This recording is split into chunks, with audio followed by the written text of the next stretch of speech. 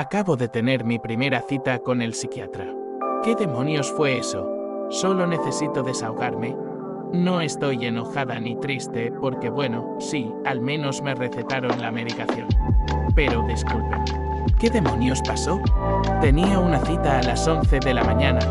Era la primera vez que buscaba medicación para el TDAH. En mi familia inmediata todos tienen síntomas, pero soy la única que está dando este paso. Mi terapeuta me dijo, la terapia sola está bien, pero terapia más medicación podría ser lo ideal. Así que decidí probar. Me preparé. Escribí un ensayo de 2 páginas. Cómo se manifiesta el TDAH en mi vida cuando noté sus efectos, historia familiar, lo que decían mis profesores. Es inteligente, se sienta adelante, pero no puede concentrarse. Ejemplos, patrones. Todo. La cita debía durar 1 hora. Spoiler, no duró ni 10 minutos. Me conecto con micrófono externo. El psiquiatra lo primero que me dice es, ¿qué pasa con el micrófono? ¿Eres cantante? Me río y respondo, no, solo me importa que se escuche bien. A lo que contesta, no tienes micrófono, amigo. Quítalo. Raro, pero bueno. Luego me pregunta a qué me dedico. Empiezo a contarle que cuido a mis 2 hermanos con discapacidades del desarrollo. Cocino, limpio, los apoyo a diario, etc. Y justo cuando estoy en eso, mi padre y mi hermano golpean la ventana de mi auto. 2 veces. En 3 minutos. Estaba en el coche para tener privacidad. Silencié la llamada solo por 10 segundos cada vez. Me frustró. Justo hoy cuando estoy haciendo algo importante. Pero bueno, nada grave. Creo que el psiquiatra interpretó eso como parte de mi problema. Como, este no puede ni enfocarse en una llamada. Claramente necesita medicación. Minuto 7. Te receto Concerta de 27 miligramos. Dura unas 10 horas. Me asusté. Él dijo que era la segunda dosis más alta, pero después busqué y es una dosis baja. Le hago preguntas. ¿Qué es Concerta? ¿Es como el Ateray? ¿Tiene efectos secundarios? ¿Lo tomo solo una vez al día? Me interrumpe. No te preocupes por eso. Amigo mío, y eso fue todo. Lo que debía ser una evaluación completa terminó en 7 minutos. Sí, tengo la receta. Pero disculpa. Fue como ir a una entrevista donde el jefe dice, bonita corbata. Puedes trabajar de lunes a sábado. Le dices que sí y te contesta, perfecto, empiezas mañana y se va. Sí, conseguiste el puesto, pero no ibas a preguntarme por qué quiero esto o revisar mi currículum. Él dijo que haríamos seguimiento en 4 semanas. Probaré la medicación. Si funciona, genial. Pero maldita sea. ¿A alguien más le pasó algo así? ¿Su primera cita fue tan rápida y rara? ¿Es buena Concerta? Resumen, quería una conversación seria con mi psiquiatra. Me trató como si vendiera aspiradoras en la calle y me dio una pastilla en menos de 7 minutos. Estoy perplejo. Ha pasado 1 semana desde que empecé con el Concerta. No voy a mentir, los primeros 2 días fueron extraños. No en plan mal viaje, pero me sentía un poco apagado. Como si alguien hubiera bajado el volumen de mi mente. Todo estaba más suave, menos ruidoso, a veces demasiado silencioso. Como si algo faltara. Pero lo curioso es que no extrañaba ese caos interno. Solo me sentía raro sin él. Para el 3er día, algo cambió. Me di cuenta de que estaba manejando mejor el tiempo. Pude lavar la ropa, hacer las compras, incluso limpiar el baño sin sentir que necesitaba una medalla por cada tarea. Las cosas fluían. No perfectas, no mágicas, pero mucho más manejables. También hubo un momento con mis hermanos. Uno de ellos estaba frustrado porque no podía abrir un frasco. Antes, esa situación me habría puesto nervioso, habría explotado o simplemente me habría ido. Pero ese día, respiré profundo. Me acerqué y lo ayudé. Sin dramatismo, sin ese nudo en el estómago que suelo tener. Fue diferente, bien diferente. Efectos secundarios. Sí, algo de insomnio. Me cuesta dormir algunas noches, pero aprendí a tomar la pastilla más temprano. También he perdido un poco el apetito, pero nada preocupante. He tenido días buenos y otros medio grises, como si la mente estuviera despejada pero el alma un poco desinflada. Sigo sin saber si esta será la solución, pero por ahora estoy funcionando. Y eso es más de lo que podía decir hace unas semanas. Me siento como alguien que vivía en una tormenta constante, de pronto hay una ventana abierta. No estoy completamente afuera, pero al menos puedo ver el cielo. Mi próxima cita con el psiquiatra es en 3 semanas. Todavía no sé si quiero quedarme con él, pero la medicación, al menos eso parece que va en la dirección correcta. Después de esa cita, me quedé un rato sentado en el coche con el frasco de pastillas en la mano, sin saber si debía sentirme aliviado, confundido o estafado. Me habían dicho que un psiquiatra era alguien que te evaluaba a fondo, que analizaba cada rincón de tu mente con preguntas, observaciones, silencios incómodos y, con suerte, respuestas útiles. Pero lo que viví fue más parecido a pasar por un autoservicio de diagnóstico. Hola, bienvenido, ¿qué quieres? TDAH, genial. Aquí tienes tu combo de Concerta, ventanilla 2. Gracias. Me fui a casa aún preguntándome si había hecho lo correcto. Tal vez estoy exagerando, pensé. Tal vez así son todos los psiquiatras. No son terapeutas. No tienen tiempo para explorar tus emociones. Están para diagnosticar, medicar y salir del paso. Aún así, me quedaba la duda de si, al final, mi voz había sido escuchada. Decidí empezar a tomar la medicación al día siguiente. Me desperté. Desayuné ligero y me tomé la pastilla con un vaso de agua. Esperé. No sabía qué esperar, pero algo dentro de mí se preparaba para un gran cambio, como si todo fuera a encajar de repente, como si, por fin, pudiera vivir con la cabeza despejada, sin ese zumbido constante, sin el torbellino de pensamientos sin orden ni pausa. Las primeras 2 horas fueron extrañas. Sentí como si mi mente estuviera en silencio, no vacía, sino calmada, como si alguien hubiera bajado el volumen de todo. Pude sentarme a leer sin levantarme cada 3 minutos. Hice una lista de tareas y la seguí. Incluso respondí correos que tenía pendientes desde hacía semanas. No voy a mentir, me sentí increíble. Pero después del almuerzo, algo cambió. Empecé a sentirme inquieto, como si mi cuerpo quisiera moverse, aunque mi mente no lo necesitara. No era ansiedad, pero tampoco tranquilidad. Era como una electricidad leve en los músculos. Me dolía un poco la cabeza, pero no era insoportable. Y esa noche, aunque estaba exhausto, me costó dormir. Mi mente estaba tranquila, pero mi cuerpo no quería rendirse. Pensé en no tomar la pastilla al día siguiente. Pero también pensé, llevo un solo día. Tal vez esto sea parte del proceso de adaptación. Al tercer día, las cosas se nivelaron un poco. Ya no sentía ese zumbido corporal, pero tampoco experimentaba la misma claridad que el primer día. Era como si mi mente estuviera buscando el equilibrio entre el caos y la concentración. Esa semana me hizo pensar mucho. Tal vez lo que más me afectó no fue la pastilla, ni los efectos secundarios, sino el hecho de haber salido de una sesión médica sintiéndome más desorientado que antes. Sentía que me habían lanzado una cuerda, pero sin anclarla a ningún sitio, y lo peor, aún no sabía si mi diagnóstico era oficial. ¿Tenía TDAH o no? ¿Lo había decidido en 7 minutos? ¿Y si me equivoqué al ir? ¿Y si tenía otra cosa? Tenía muchas preguntas y sabía que si no las hacía, nadie más las haría por mí.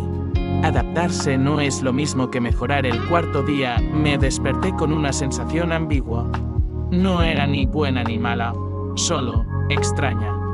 Me tomé la pastilla casi como un acto mecánico. Algo ya se había quebrado dentro de mí. El entusiasmo inicial ahora estaba en modo observador, como si mi propio cuerpo fuese un experimento clínico. Noté que mi rutina comenzaba a cambiar. Me levantaba y podía seguir un plan: hacer la cama, ducharme, preparar desayuno. Antes, cualquier actividad cotidiana era como nadar en arena. Ahora, en teoría, era más sencillo. En teoría. Porque, aunque lo hacía todo, Lo hacía sintiéndome distante. No estaba conectado emocionalmente con lo que hacía. Solo lo hacía. Y no solo eso. Me di cuenta de que me estaba volviendo más eficiente pero menos yo. Me costaba bromear, me costaba conectar, me costaba incluso escribir como antes. Mis pensamientos ya no bailaban entre ideas absurdas y creativas. Ahora caminaban en línea recta, disciplinados. Obedientes, silenciosos. Demasiado silenciosos. Una parte de mí gritaba, ¿dónde estás? Ese fue el momento en que me asusté de verdad, porque lo que más miedo me dio no fue el medicamento, ni los efectos físicos, ni siquiera la frialdad del psiquiatra. Lo que me aterró fue pensar que tal vez yo era mi TDAH, que mi identidad, mi forma de procesar el mundo, incluso mi sensibilidad, estaban tan ligadas a ese caos mental que eliminarlas significaba eliminarme. Y si esa versión enfocada, funcional y lineal de mí no era real, sino una versión medicada de lo que la sociedad consideraba aceptable, hablé de esto con mi terapeuta. Le dije que no me sentía mal, pero tampoco bien, que funcionaba. Pero me sentía hueco, y me dijo algo que no esperaba. Eso no significa que estés mejor, significa que estás adaptado. Y adaptarse a algo no es lo mismo que sanar.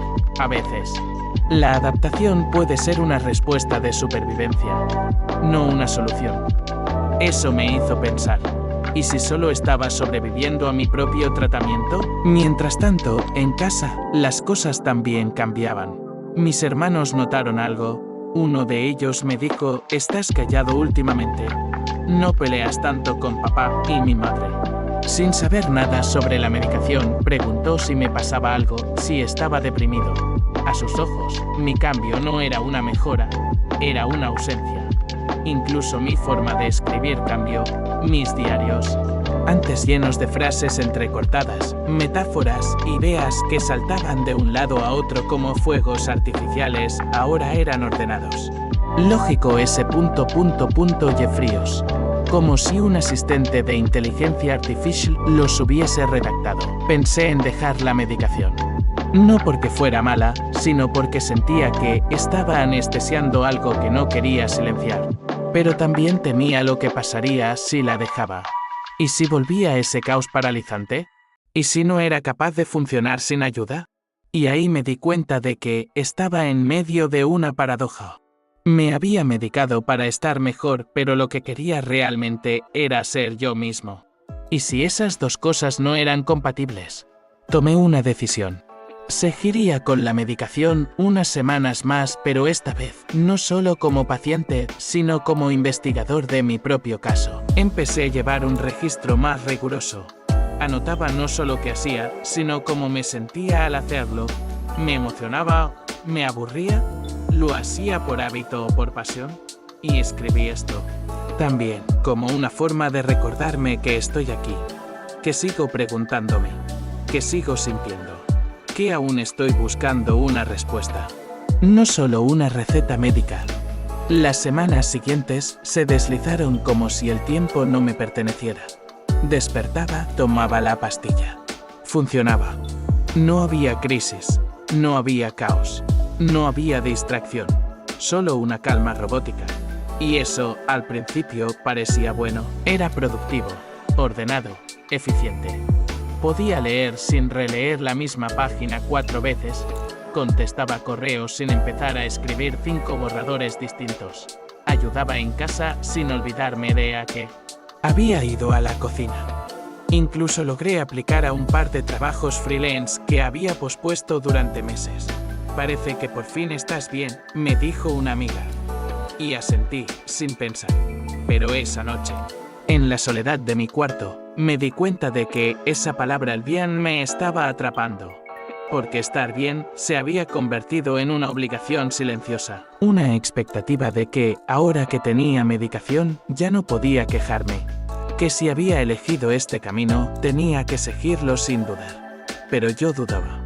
Dudaba mucho. Había dejado de llorar. Pero también de reír como antes. Había dejado de procrastinar, pero también de perderme en mis ideas por horas. Me sentía como una versión corregida de mí mismo. más útil, menos humano. Mi terapeuta me escuchó en silencio durante una sesión especialmente tensa. Al final, me preguntó algo que me desarmó: ¿te estás sintiendo más funcional o más libre? No supe qué responder. Lo funcional no siempre es libertad. A veces es jaula, una que tú mismo construyes pensando que te hará mejor. Fue entonces cuando decidí pedir una segunda opinión. No quería dejar la medicación, pero sí necesitaba entender qué me estaba pasando con ella. Mi psiquiatra original apenas me había mirado. Necesitaba a alguien que me viera de verdad. Encontré a la doctora Elena, recomendada por una conocida que también lidiaba con el TDAH. Pedí cita. Me hizo llenar un formulario de 12 páginas. Fue agotador, pero también reconfortante. Por primera vez, sentí que me estaban tomando en serio como un ser complejo, no solo como un cerebro desregulado. Cuando entré a la consulta, no me preguntó por mi micrófono, no me recetó nada de inmediato. Me preguntó cómo vivía, qué significaba para mí el desorden, qué era lo que más me gustaba de mí mismo cuando nadie me estaba evaluando. Le hablé de mis hermanos, de escribir, de mi miedo a que la pastilla se llevara lo único que me hacía especial. Ella no me dio respuestas mágicas, pero sí me dio tiempo. Me propuso ajustar la dosis, revisar si era el medicamento correcto y, lo más importante, construir juntos un plan donde yo no quedara en segundo plano. Por primera vez, no sentí que estaba luchando contra mi mente, sino aprendiendo a negociar con ella. No sé si esta será la solución definitiva. No sé si algún día dejaré los medicamentos, o si encontraré uno que me permita sentirme completo. Pero, por primera vez, no me siento atrapado entre ser funcional y ser yo mismo. Ahora entiendo que no quiero curarme del todo. Quiero entenderme. Y eso, para mí, es mucho más valioso que simplemente estar bien. Todo iba en aparente orden. Con la doctora Elena empezamos a ajustar la dosis y también el enfoque. Hablábamos menos de síntomas y más de vidas. La mía, la que había puesto en pausa, la que había intentado optimizar hasta vaciarla. Y sin embargo, mi cuerpo empezó a enviar señales que no podía ignorar. Primero fueron las migrañas, ligeras, sí, pero frecuentes. Luego una presión extraña en el pecho. No un dolor real, sino una sensación constante de que me faltaba el aire, aunque respirara bien. Finalmente, el insomnio, ese viejo conocido, regresó a saludar como si nunca se hubiera ido. No era ansiedad exactamente, era un zumbido. Como si mi cuerpo estuviera en una sala de espera donde mi mente ya no estaba. Una noche, mientras todos dormían y yo miraba al techo como si fuera un mapa sin destino, me puse a pensar en lo que había estado evitando: el duelo. No un duelo por alguien muerto, sino por todas las versiones de mí que había perdido en el camino. La versión que soñaba sin miedo. La que escribía por placer y no por productividad. La que se distraía y divagaba y se reía solo porque sí. Esa persona también era yo, y, sin darme cuenta, la estaba dejando morir lentamente en nombre de ser eficiente. Tuve que escribirle a mi terapeuta a las 3:42 am, ni siquiera para pedir ayuda, solo para decirle: no sé qué está pasando, pero siento que estoy haciendo todo bien y aún así me estoy deshaciendo. Ella me respondió a la mañana siguiente con algo simple: entonces tal vez sea momento de dejar de hacer y empezar. SCUCHR.